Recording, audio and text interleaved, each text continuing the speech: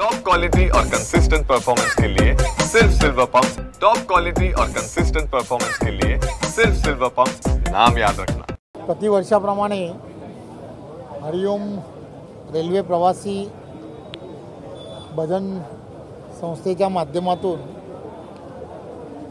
डोंबिवलीमध्ये platform क्रमांक 1 वरती आषाढी एकादशीच्या निमित्ताने भजनाचा कार्यक्रम हा सकाळी 6 वाजल्यापासून सुरू करतात।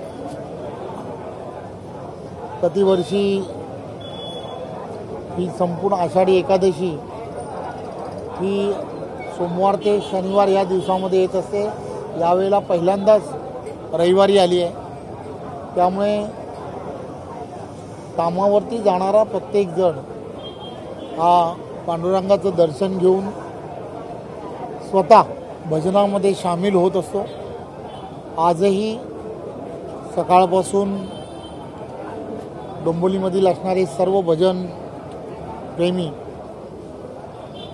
ज्यांना आषाढी एकादशीला पांडुरंगाच्या चरणी विलीन होता येत नसतं किंवा पंढरपूरला जाता येत नसतं, असे सर्वजण या ठिकाणी दर्शन घेतात आणि भजनाचा आनंदही घेत असतात। मीही गेली अनेक वर्ष या ठिकाणी सकाळी येऊन भजनाचा लाभ घेत असतो।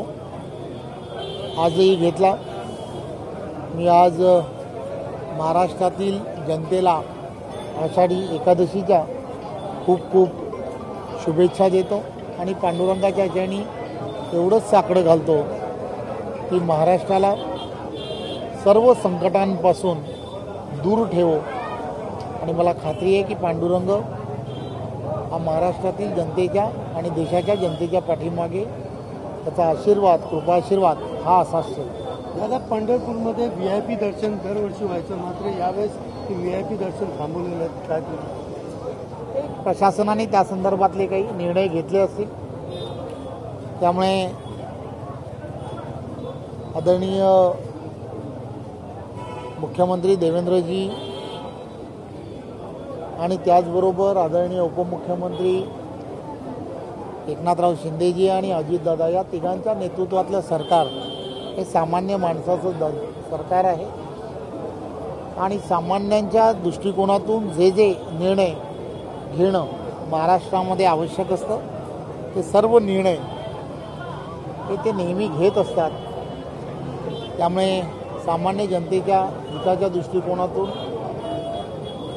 हा निर्णय हा शासनाने घेतला। मराठीचा विजय म्हणून सभा घेण्यात आली, मात्र उद्धव ठाकरेंनी मराठीबद्दल शब्दच काढले नाही, उलट सत्ताधाऱ्यांवर टीका केली, काय सांगा? आषाढी एकादशीच्या सर्वांना खूप खूप शुभेच्छा।